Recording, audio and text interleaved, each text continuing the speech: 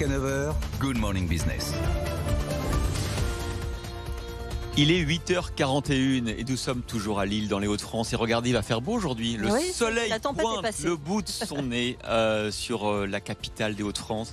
Et nous sommes avec Franck Durier, le président de Blanche-Porte. Bonjour. Bonjour. On est content de vous retrouver, comme tous les patrons qu'on a reçus aujourd'hui, parce que c'est l'histoire d'une renaissance, d'une reprise. Et comme c'est la première étape du Tour de France de la reprise sur BFM Business, ça tombe bien. Franck Durier, vous avez repris au 3 Suisse il y a 5 ans maintenant, Blanche-Porte, et vous avez réussi, on peut le dire aujourd'hui, à faire renaître de ses cendres quasiment cette marque bicentenaire créée en 1806.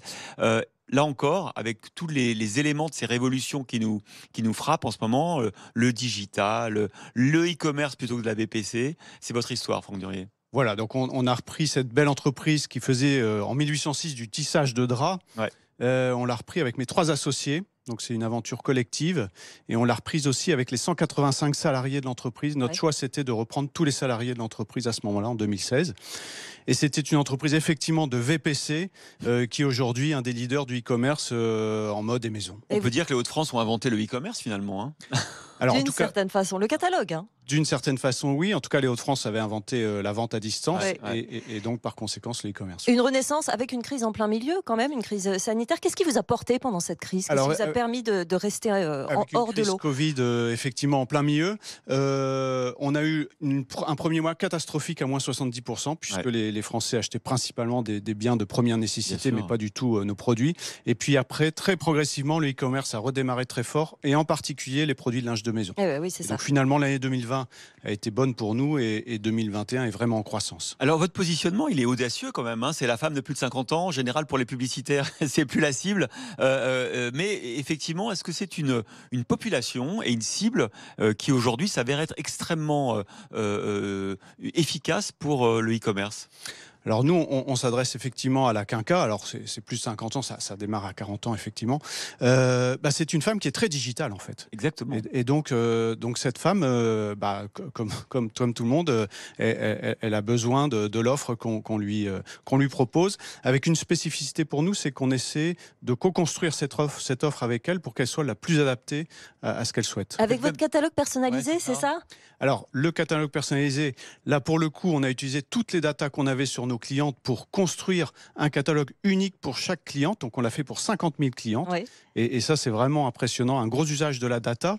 Et ce qui est intéressant, c'est que ce catalogue, non seulement il est unique, il se mémorise parce que la cliente retrouve tout ce qu'elle veut à son nom, mais en plus, il est très efficace commercialement. Donc oui, tout à fait. C'est l'usage de la data avec le print. Alors, vous nous rappeliez qu'il y a 5 ans, vous avez repris l'entreprise avec tous ses salariés. Comment ont évolué les effectifs depuis 5 ans? Alors, on a repris effectivement avec 185 personnes. Aujourd'hui, nous sommes 210 salariés, mais nous externalisons aussi beaucoup d'opérations avec des partenaires de la région d'ailleurs, en particulier la logistique par exemple avec le groupe Logs, qui génère là aussi 250 à 300 emplois sur notre activité. La dimension RSE, est-ce que on sait que le prêt-à-porter, le textile est beaucoup produit en Asie? Est-ce que ce qui se passe dans le monde, cette crise, les problèmes de transport, d'approvisionnement, modifie un peu votre stratégie? Alors en tout cas, comme tous les acteurs, on a des vrais sujets d'approvisionnement. C'est le sujet du moment, évidemment. On a une vraie transfo à faire sur ce registre de la RSE, c'est clair. On travaille sur plusieurs axes. Un axe qui est le transport, comment privilégier au maximum le bateau et le train, et surtout pas l'avion. Donc ça, c'est un axe important. Et on a un axe très important aussi sur la suppression du plastique, qui est quelque chose de majeur pour nous. Des emballages, par exemple. Des emballages, voilà. Et dernier axe, on fait des expériences de production locale, donc de upcycling. On recycle des produits, des draps par exemple, avec des nouvelles collections de bagages. Et là, on vient de démarrer une expérience avec l'atelier Agile, donc qui est un atelier qu'on essaie de relocaliser dans les Hauts-de-France. Eh bien, merci beaucoup Franck Durier, président de Blanche-Porte, d'être venu sur le plateau de Good Morning Business pour nous parler de cette belle renaissance de Blanche-Porte.